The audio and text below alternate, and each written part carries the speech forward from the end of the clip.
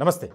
నందమూరి కుటుంబంలో వర్గ విభేదాలు, చీలికలు వచ్చాయి అనేది కొంతమంది దాని మీద చర్చించుకుంటున్నారు. ముఖ్యంగా అది వాస్తవమా, అవాస్తవమా అనేది పక్కన పెడితే గనక ముఖ్యంగా దానికి సంబంధించినటువంటి అంశంపై ఆసక్తికరమైనటువంటి చర్చ జరుగుతుంది 2 తెలుగు రాష్ట్రాల్లో. ముఖ్యంగా స్వర్గీయ ఎన్టీ రామారావు గారి వర్ధంతి సందర్భంగా హైదరాబాద్‌లోని ఎన్టీఆర్ ఘాట్ వద్ద జూనియర్ ఎన్టీఆర్ వెళ్ళినటువంటి క్రమంలో ఆయన అభిమానులు ఆయన వస్తున్నారన్న సందర్భంగా కొన్ని ఫ్లెక్సీలను ఏర్పాటు చేశారు. ఆయన నివాళులు అర్పించారు, వెళ్ళిపోయారు. ఆ తర్వాత నందమూరి బాలకృష్ణ అక్కడికి వెళ్ళారు. అక్కడికి వెళ్ళిన తర్వాత నివాళులు అర్పించారు. ఆ సమయంలోనే అక్కడ ఉన్నటువంటి ఫ్లెక్సీలను, బ్యానర్లను చూసి వెంటనే తీసేయండి అని చెప్పి తన సహాయకులకు చెప్పడం, వెంటనే వాటిని తొలగించడం, ఇదంతా చకచకా జరిగిపోయింది. తర్వాత స్టార్ట్ అయింది. దానికి సంబంధించి ఒక వివాదం కింద అది ఇప్పటికీ కూడా కంటిన్యూ అవుతూనే ఉంది.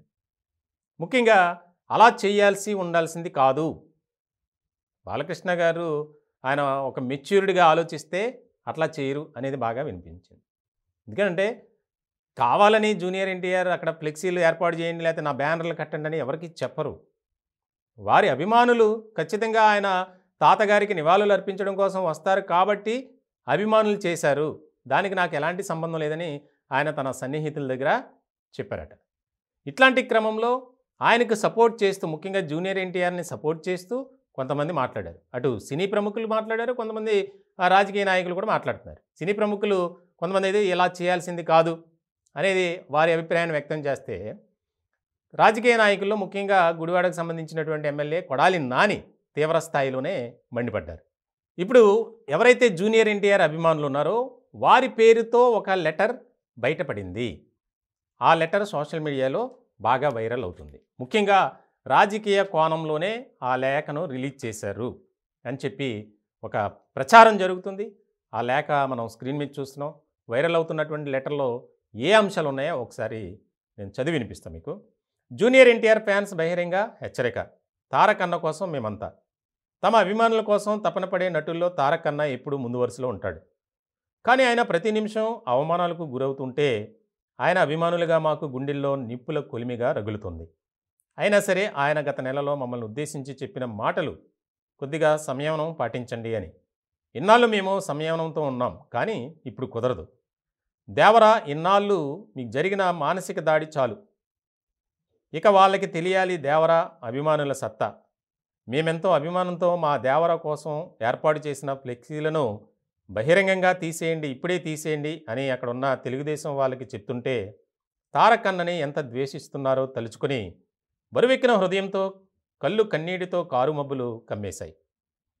బావకళ్ళల్లో ఆనందం కోసం ఆనాడు దివంగత సీనియర్ ఎన్టీఆర్ గారిని దివంగత నందమూరి హరికృష్ణ గారి మరణం అంచుల్లో ఉన్న వెంటాడారు. ఇదే బాలయ్య అప్పట్లో చంద్రబాబు చెప్పులు మోస్తూ వీరవిహరం చేశాడు. ఇప్పుడు తారక్ అన్నని భారీగా టార్గెట్ చేస్తూనే ఉన్నారు. మీ అందరికీ ఒకటే చెప్తున్నాం, ఇన్నాళ్ళు సహించాం.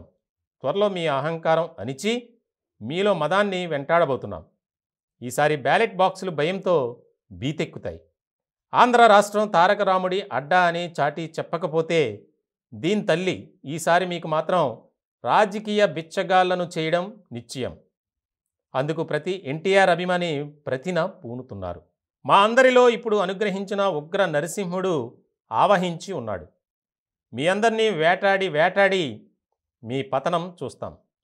జై ఎన్టీఆర్, జై జై ఎన్టీఆర్ అని లేఖ రాస్తూ దాని కింద అఖిల భారత ఎన్టీఆర్ అభిమాన సంఘం, ఇది రిలీజ్ చేసింది ఎవరి పేరు మీద వచ్చింది అనేది లేదు, కానీ అభిమానుల పేరుతో ఒక హెచ్చరిక లేఖ అని సోషల్ మీడియాలో విస్తృత స్థాయిలో ప్రచారం జరుగుతుంది. దీని మీద 2 తెలుగు రాష్ట్రాల్లో రాజకీయ వర్గాల్లో ఆసక్తికరమైనటువంటి చర్చ జరుగుతుంది. ఇది వార్న్ చేస్తూ ఉన్నటువంటి కొన్ని పదాలు ఉన్నాయి దీంట్లో.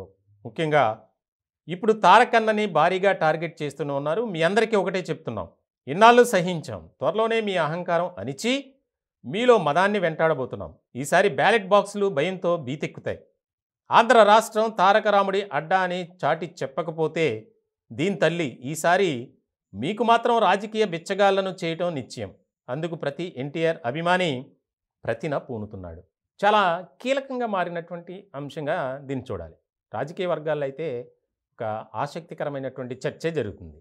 అంటే జూనియర్ ఎన్టీఆర్ రాక సందర్భంగా అక్కడ ఫ్లెక్సీలను ఏర్పాటు చేస్తే అభిమానులు, వాటిని చూసి తీసేయండి అని చెప్పడం బాలకృష్ణ గారికి తగదు. అదొకటి పాయింట్. అలాగే అది తీసిన తర్వాత ఇంకొక నాయకుడు, ముఖ్యంగా కొడాలి నాని బాలకృష్ణ గారిని ఉద్దేశించి మాట్లాడినటువంటి మాటలు కూడా మంచిది కాదు. ఏం పీక్కుంటారో పీక్కోండి, వెంట్రుక మొక్క కూడా పీకలేరు, ఈ రకమైనటువంటి మాటలు.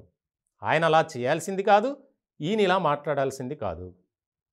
అంటే అక్కడ ఇష్యూ ఏంటి? వర్ధంతి కార్యక్రమం.